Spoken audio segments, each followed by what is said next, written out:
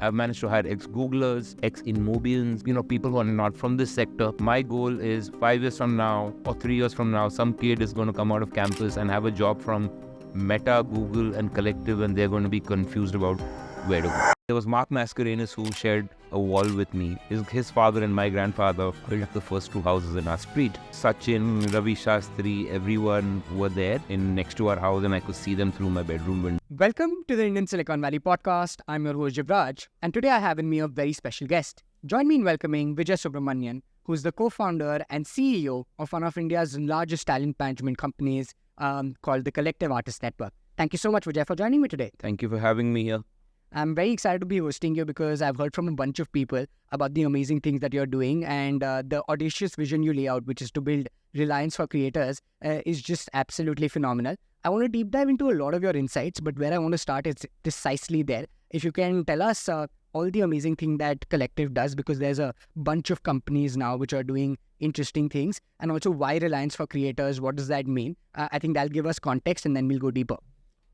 Oh, okay.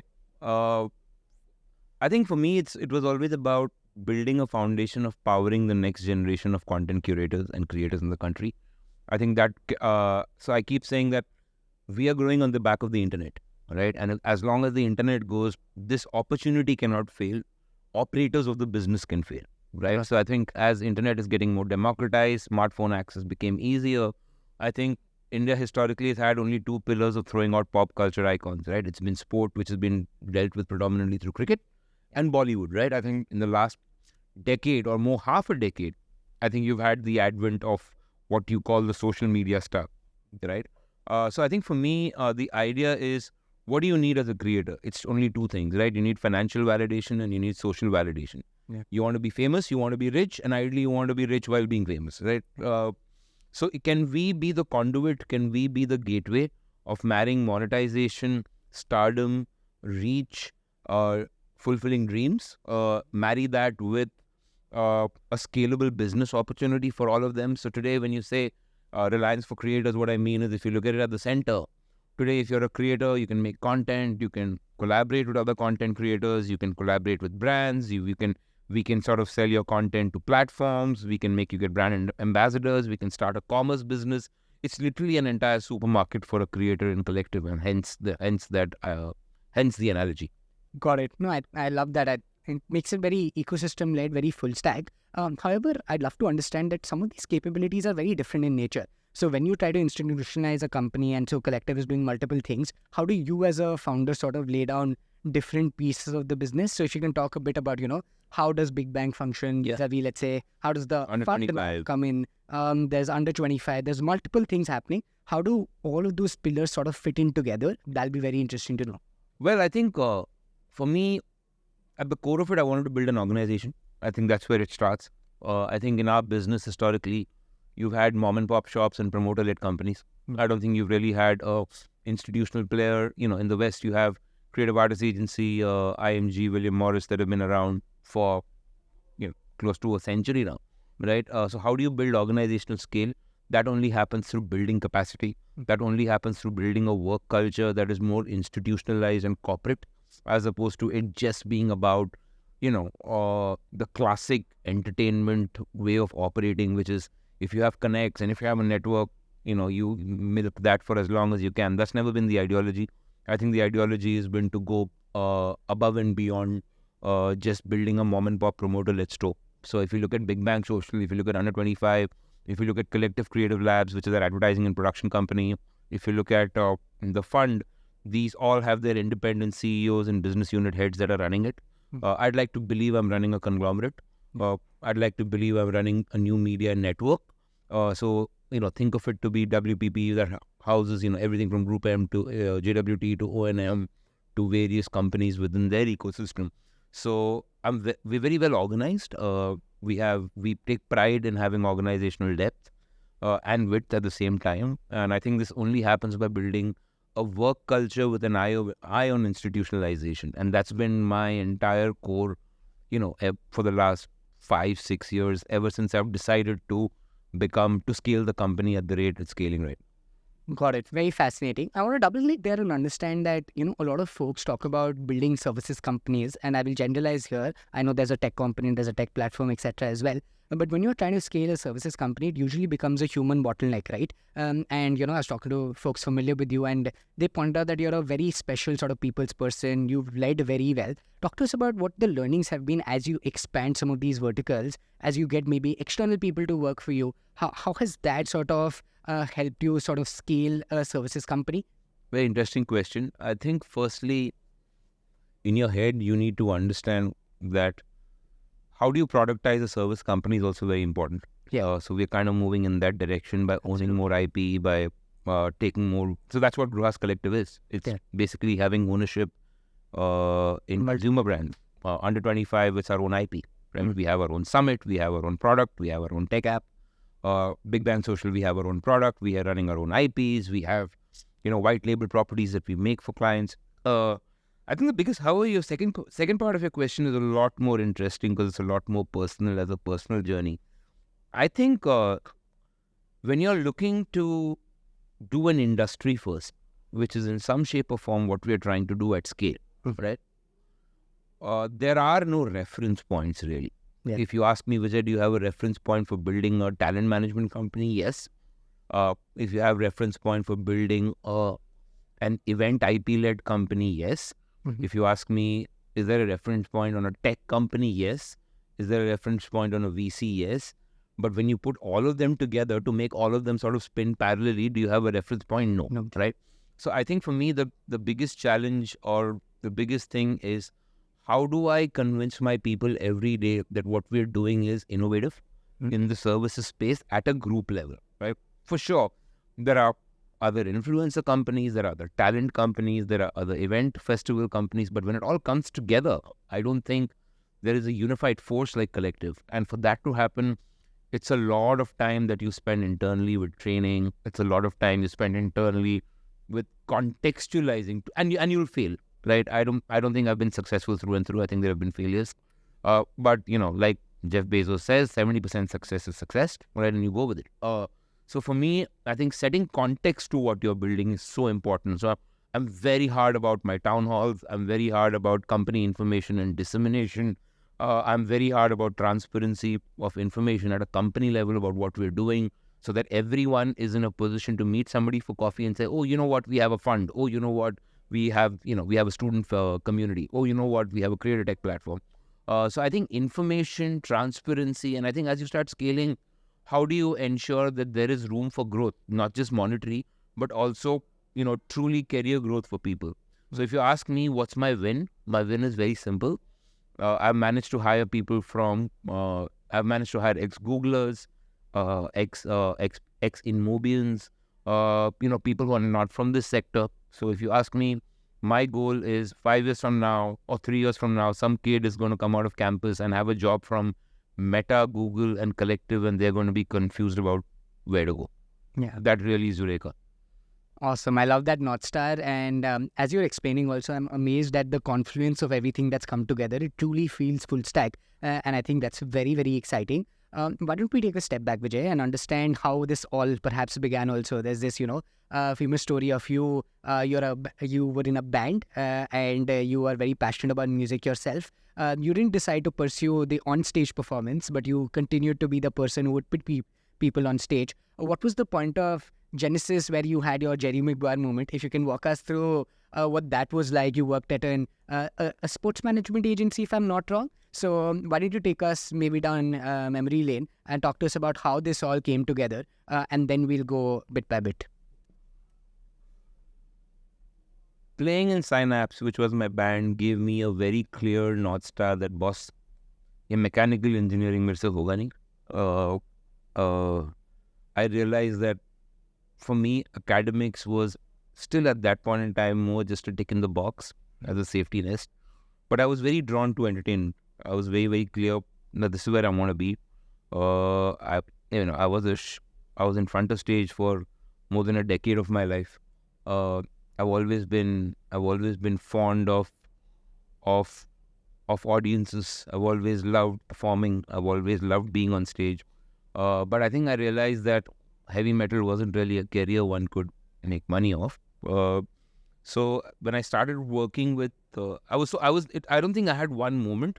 I think the moment that I had was I needed, and very early, I think I was 19, that I needed to be in entertainment. So I wouldn't say that, a sudden day I had a realization. I knew I didn't want to do engineering, or I knew I didn't want to follow anything with my academics and an MBA or a post-graduation degree. In fact, I think I was one of the only guys in my mechanical batch that didn't even sit for a single campus placement. So I didn't sit for any. And at the time, this must have not been common, right? So Not common at all. I mean, there was nobody else there. I mean, it wasn't really a Mark. I mean, there was Mark Mascarenhas who shared a wall with me, his family, and his father and my grandfather built the first two houses in our street. So I remember Mark, when Mark had passed away, God bless him, Sachin, Ravi Shastri, everyone were there next to our house, and I could see them through my bedroom window. That was a moment, right? Watching them at that point in time. But I think when I started working with Mahesh, when I did my first couple of gigs as an intern, where I was carrying water and towels and tennis balls for tennis players, I think I realized that I like this. I like this fast-paced life. This is what I'm meant for. I am a very, very aggressive guy by nature. When I say aggressive, I'm very aggressive with my ambition. I chase it down really, really hard. I'm borderline possessed with it, so I have to move at a certain clip. Good and bad. I mean, there are both points of view to that. But I feel for me, life in entertainment was where I wanted to be. Then life as an entrepreneur was where I wanted to be. That started, and so the genesis of it is very simple. Yeah, I think I miss being on stage. I miss being the artist. So if my one-liner is, if I cannot be the artist, I need to be in the best seat to ensure not too many people feel like me 20, 30 years from now, right? And I need to ensure that more people don't come and say, I missed it, so I did something else. So I just want to empower that many people living their dream. Lovely. I love that. There's an ancillary question there, and Kunal Shah talks about this, that, a lot of founders who've had a background in, let's say, comedy, entertainment, etc., know how to generate applause, which means that they know fundamentally what makes people tick. Have there been any observations from your lens? You've been in the media business for a while now.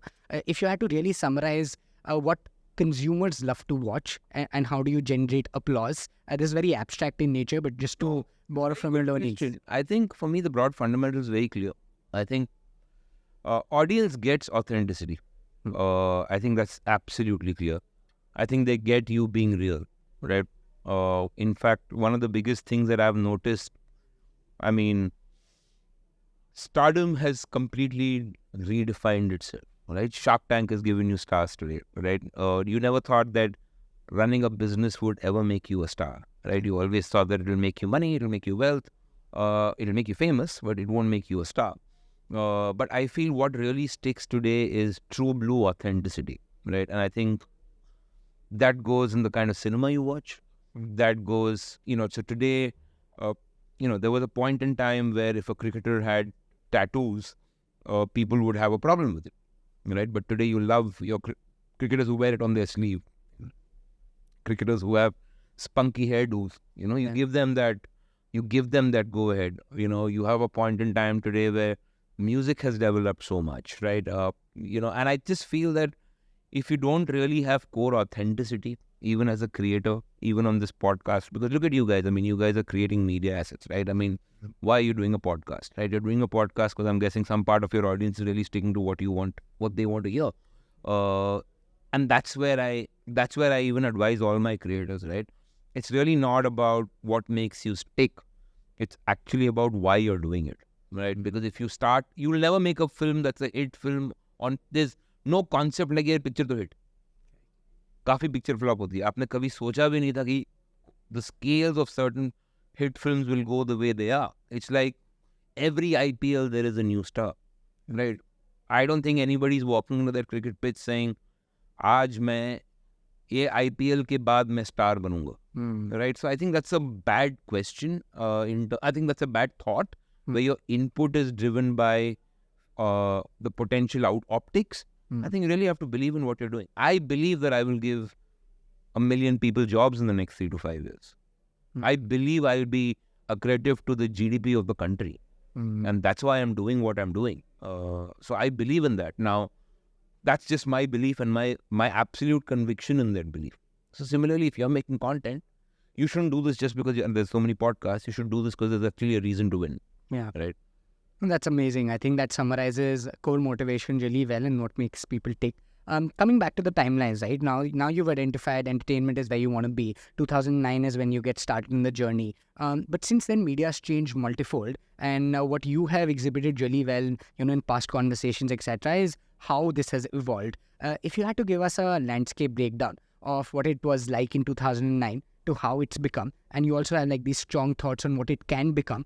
So if you had to summarize evolution of media for us, what would that look like? I'd brace it into very simple 2 buckets, reach and engagement. Okay. When 2009, it was a very reach medium. Hoarding dalo, television ad dalo, event karo, dealer meet karo. Today, it's engagement with reach. You want your consumers to interact with you.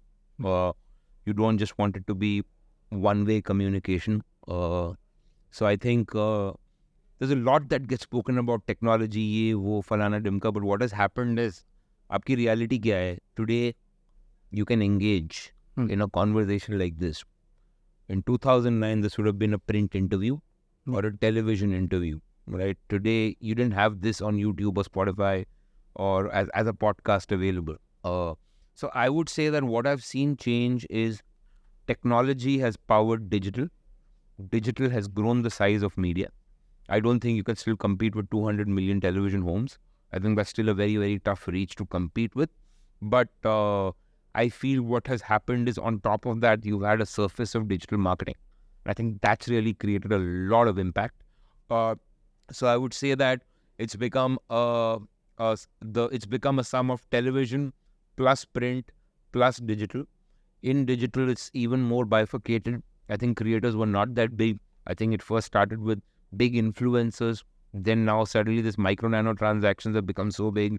I know on our student app, we have something as little as students getting paid 50 rupees for a conversation, right? So it's really that disruption. Anyone can be media today. That's really the truth of it. That's amazing. Similarly, on the talent side, right, you've seen a lot of transition, and as you were mentioning, now it's easy enough, the barrier to entry has reduced for somebody to become a creator. However, fundamentals need to remain the same. This is partly what we mentioned as well. If you had to summarize what creators get right or wrong from a building lens, because we hear things like creator life is a very short span because of what they do. People are not able to build as large businesses. That's where you come into the picture as a business. What works well as a creator from a longevity standpoint? Because virality is very quick. Yet long-term, virality does not stand. You have to have stronger fundamentals. What does that mean? I think it's not very dissimilar to a business. Okay. I think you have 0 to 1 and then 1 to N, right? I think today, my advice to creators is, this creator economy has become a really cool buzzword. Yeah. The only thing that we do well, coming from the industry of being in this business for 15 years, is we know what makes you stick. What makes you stick is building a narrative, right? There can be 1,000 podcasters. Why should you work? Right? There can be 400 actors. Why should one work? I think that brand building is so critical, which I don't think many creators get. There are 1,000 beauty guys. What's separating you from the rest? So I think it's very early to answer that question. I think first what we need is, when you were small, you would have known at least 10 people around you who would have wanted to become an actor. यार मुझे actor बनना है, मुझे singer बनना है. College में, school में आपने सुना होगा. Correct. Today you'll have 100 people around you saying, यार मेरे को creator बनना है. Right? But आज अगर फर्क क्या है? There were only 500 or 600 films a year. So it was limited. Here, anything goes. Correct. So the number one need of the hour is skilling. The number one need of the hour is, what does it take to be a creator? What should you do? How do you analyze your data? How do you work your analytics? What are the tools you're using? How can you present the same thing in a more appealing format, right? Because I remember there used to be, I remember one insight in 2013 which Yo-Yo Honey Singh told me when he was shooting for Desi Kalakar, right? And Lungi Dance. He said, Paji, मैं ना लोगों को Mercedes दिखाता हूँ लेकिन बात गाजर हलवे की करता हूँ. You know, because if you see his lyrics, you know, it's just that mucho ko thoda round guma. It is just that, but it is shot in such a grand way that, you know, or if you look at Desi Kalakar, it's shot in the US, ye wo, but he's effectively saying, Yaar tera Kalakar Desi, Yaar tera superstar Desi Kalakar, right? Yeah. So I think what you say, it's how you say it. So packaging plays such a big role. And I think that's where for me, even if I look at the creator management companies, right? They're all handling this not in the best way possible, I believe, because everybody's handling it from a, yaar, aaj hot hai, aaj viral hai, nichod do. You know, because yaar, 5 saal ke baad you'll get fed up of being a YouTuber now. That's where we are really, really focusing on skilling and giving them a 10-year life cycle. Because just by posting reels and a story, you'll do it for 2, 3, 4 years. Then what? Yeah. That's awesome. And do you think this is possible for everyone though? Because then this begs the question that maybe there's going to be a top 1% of the creators who can really transform themselves and behave like a business, but there's going to be a huge drop off for the people. Because I think the recent statistics say that there's some 100,000 people who are above like 100K on Instagram, right? Which means there's such a big pie. Where do you think the maximum value creation will happen? And also, I think influencer dollars, while they're increasing in an absolute amount, I think brands are starting to ask the question, how viable is this? How much of this is converting? So from the economics of it, how much of this makes sense and where do you think this trend line will? I think 2 questions there. I think for brands to ask how much is it converting, my question is very simple. How did you anyway know that this particular television campaign sold 5 bikes? You didn't.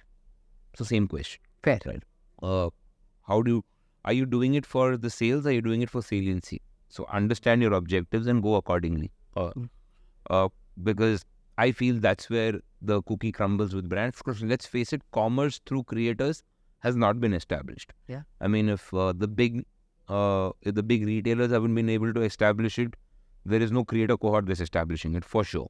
Yeah. And another reason for that is not like that many social media platforms outside of the Google and Meta duopolies have also Existed.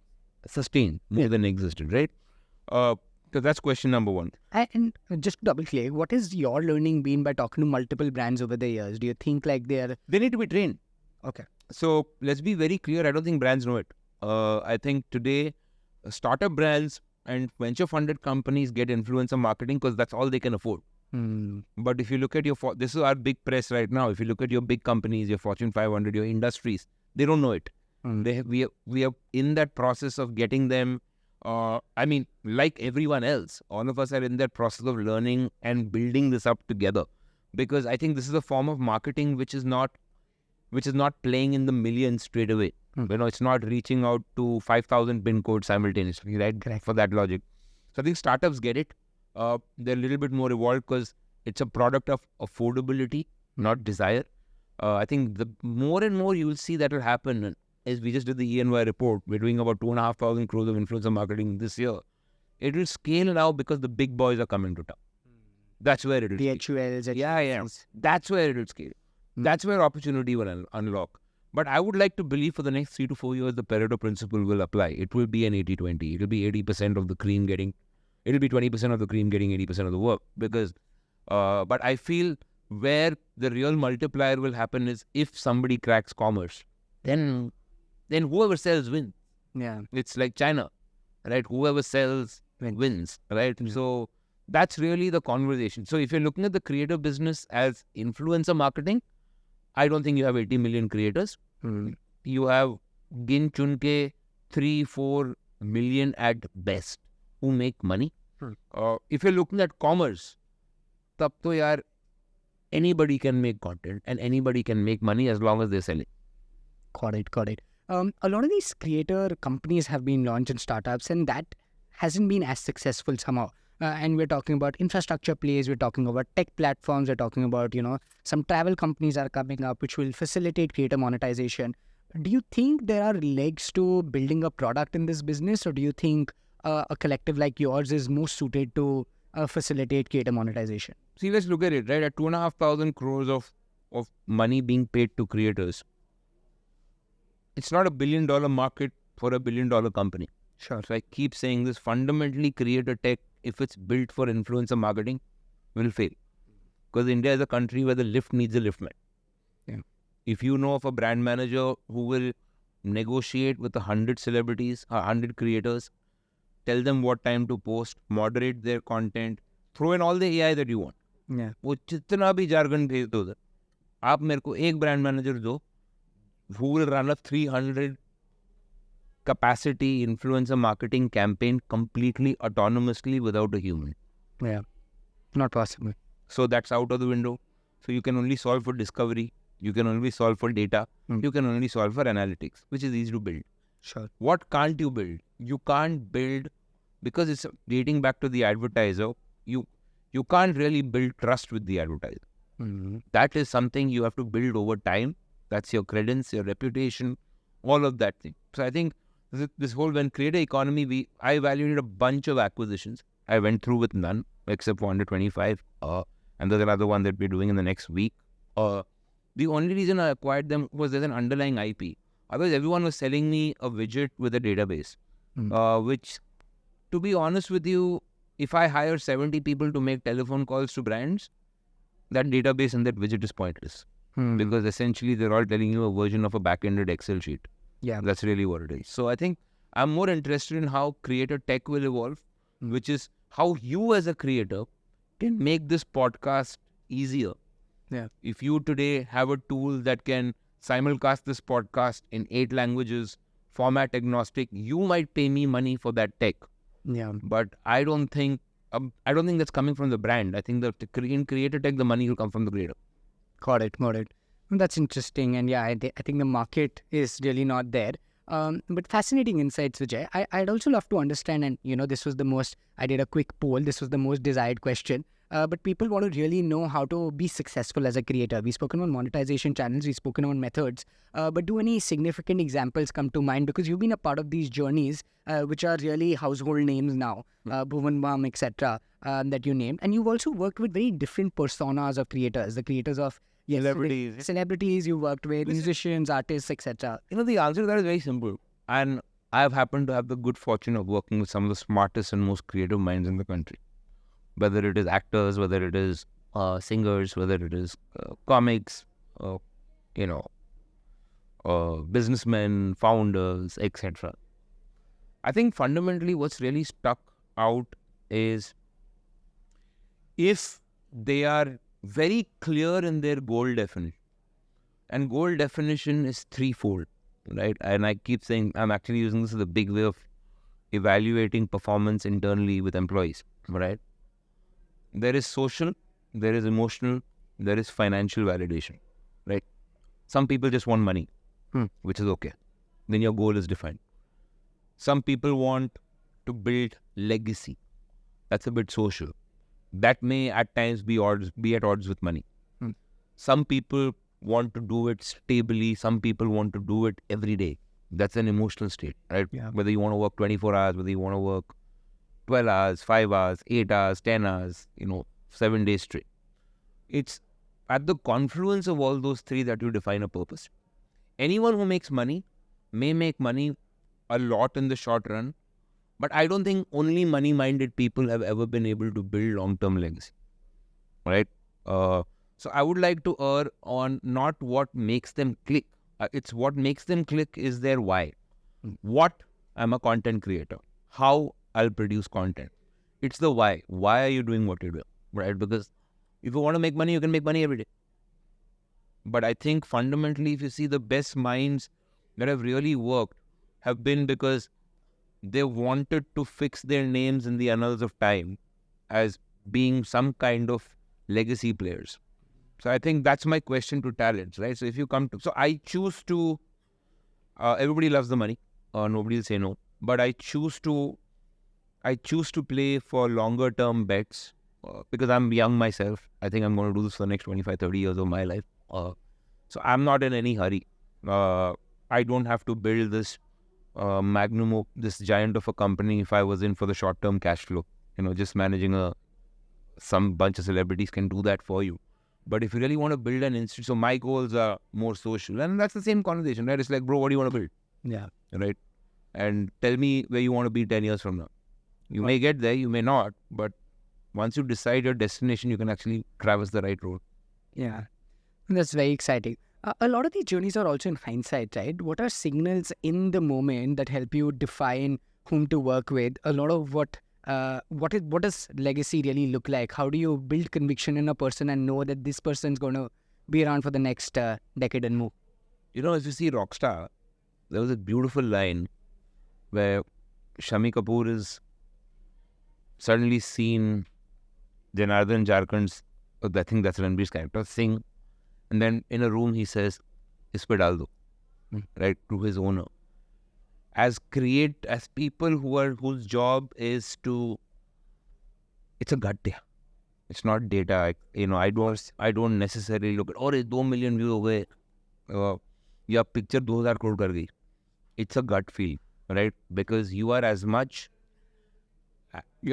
of an artist while identifying the vision for your artist as the artist is. Yeah, you have to, like I keep telling people this, for me, even, like I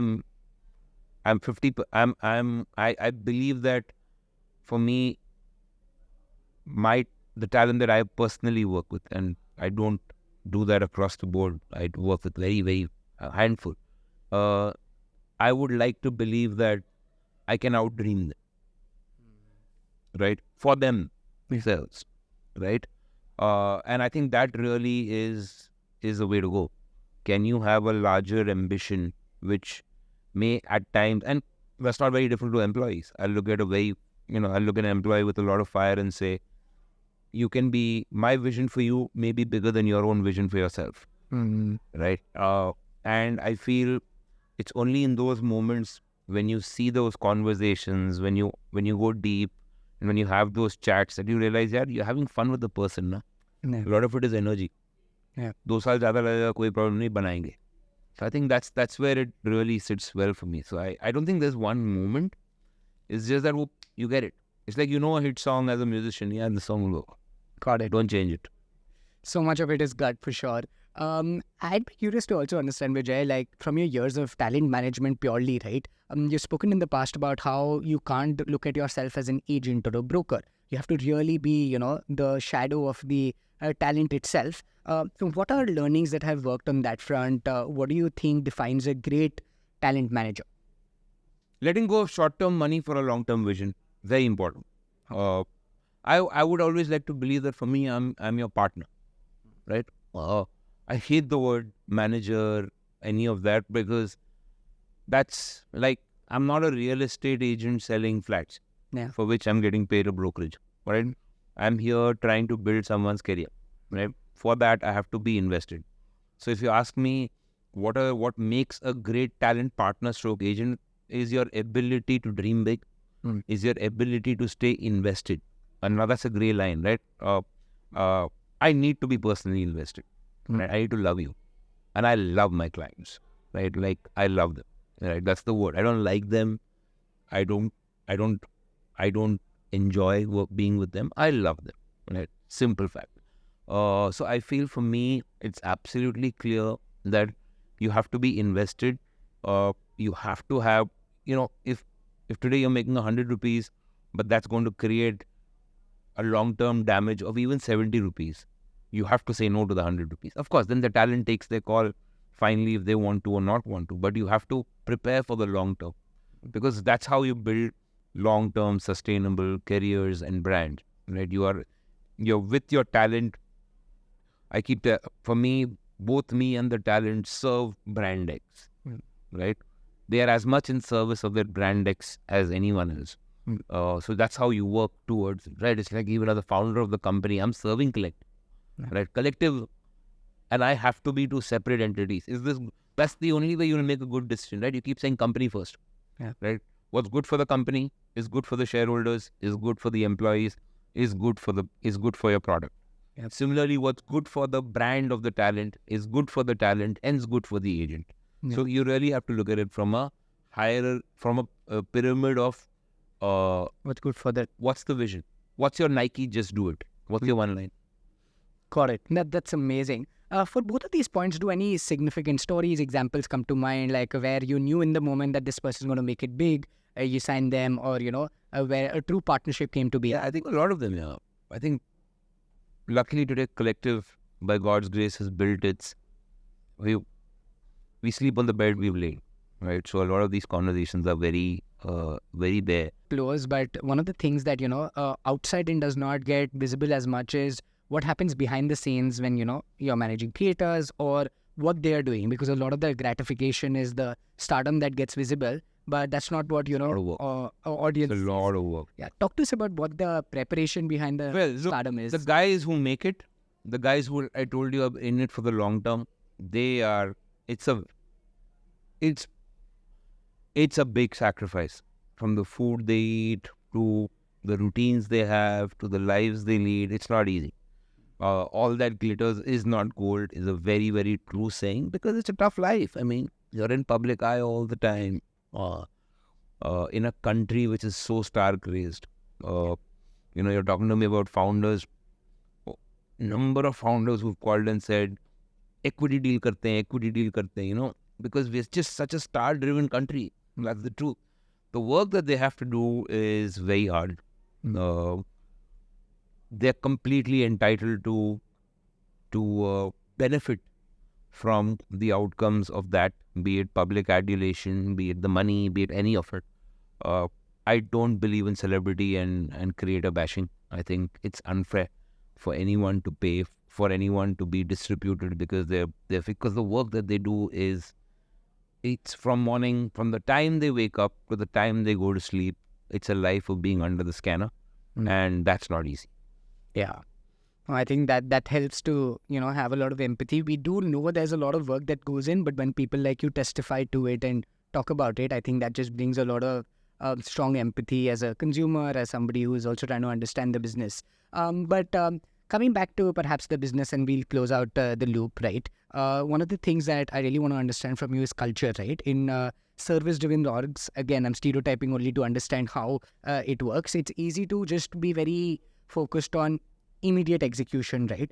But considering all that we've heard, it feels like you're a very future-looking organization. How do you plan for the future? How do you then tactically, I think, what are the strategics to hiring great people? You spoke about it briefly, but if a founder is listening to you and wants to build a very large business in the services space, what would you tell them in terms of culture and hiring?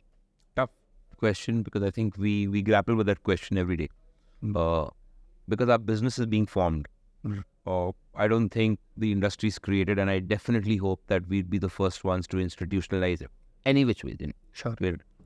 Tomorrow, whatever it is that we choose to do. Culture for me basically comes down to how you treat people and outcomes. Sure. Fundamentally, two things. I believe I operate like an army, right? Where it is, because my father is a retired colonel, I played in a rock band. I understand the fundamentals of a community really, really well. I understand we understand the fundamental of what it takes to build family without blood, right? So I think today when I look back at it, for people who've been in the company for 10 plus years, you go to their wedding, the most expensive part of their wedding, of their wedding food is us. The most number of people in their barat is us. The Sangeet, which has the most number of people dancing in their stage, is us, right? So that's the culture we built, right? A lot of them are roommates. A lot of them, there have been marriages within the company. There have been best friends within the company. So I think we bred a community, hence the name Collective. But having said that, the classic question, as you grow big, how do you maintain uniformity? It's tough. The hope is, from role number 1 to role number 400 plus that we are right now, you have a descending mechanism, a down funneling mechanism of values. Does it happen all the time? Answer is no. Don't even think it does. But even if you maintain 70-80% of it, you're a winner. And that can only happen by constant engagement with your teams, right? And by engagement, I don't necessarily mean team activity, go out for a drink. None of that. It can be a conversation in your conference room saying, what's up? It can be like, I'm not a big proponent of, like, I don't do too many lunches and dinners with one-on-ones, right? I meet them all in my cabin. Of course, I go out with my teams to have fun. And I think we're a flat organization. We don't, outside of me, I don't think any of us take a designation. Even if we do, it is more so for a specific purpose. And I think that's only because I like to be on the floor. I spend a lot of my time outside of my cabin, walking up and down. And that's what the army has taught us. The best generals are those that are in the trenches with their armies, right? You look at 300, you look at Maximus Aurelius, or you look at any great general in the past. The best generals with the best armies are in the trenches with their soldiers. They're not sitting in a white palace commanding orders, and operating from remote control. Yeah. That's really, I try and do that. What will it be when we're 1,000 people? I don't know. I know I won't change, but I think a lot of the leaders that we have in the company, this is our Monday morning. A huge chunk of our Monday morning goes in planning how teams are growing. In fact, in our OKRs and KPIs with our leads, we also have a percentage of their appraisal that goes into team. That's amazing. I think I must commend when I came to the office today, the energy, the liveliness, and just looking at you also being, in fact, having a conversation all across the office is just like a very refreshing feeling. It's a fish market. In the offices I've been to, this was distinct, and I really love that. I have one question on, your personal sort of CEO persona now. Considering there's expansion happening, scale happening, there are multiple offices you have to hire, there are other things you have to look into the future. How do you figure out what prioritization framework to follow? How's life like for you as a leader? It's very controversial when I say this. I could get into a lot of trouble. I think work-life balance for me is a bit of a myth. I think it's more work-life harmony. Somebody said this in our company retreat last time. I very, very clearly am passionate about what I do. So if you ask me, let me put it this way. You're in a rock band, you're Metallica, right? You've done this for 40 years. You're making an album. Then you're going on tour. What's the question to balance there?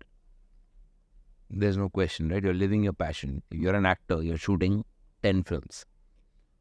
You have to do what you got to do. And here I feel fundamentally responsible for people's lives.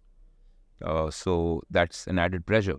I feel fundamentally responsible for building an institution in a industry where institutions have not been built, which means I'm answerable to my employees. I'm answerable to their growth. I'm answerable to the fact that all these expansions that we're taking up are in the right track, which, touchwood, by God's grace, seem to be on the right track. So if you actually ask me, I'm deeply ambitious. A lot of people I come to office every day to are not colleagues. They're part of my village. I belong to this village called Collective Artists Network. I'm the sarpanch of that village. I have to live with my villagers. I have to live within my community. And I do what I have to do. So I don't necessarily have a very straight answer. I'm very passionate about what I do. And when I get the time, I have two lovely children that I spend a lot of time with. I have a lovely wife that I spend time with. And I'm learning an instrument. I'm learning one new instrument practically every year. And of course I play the drums, play the guitar, I play the piano, I play a bunch of things.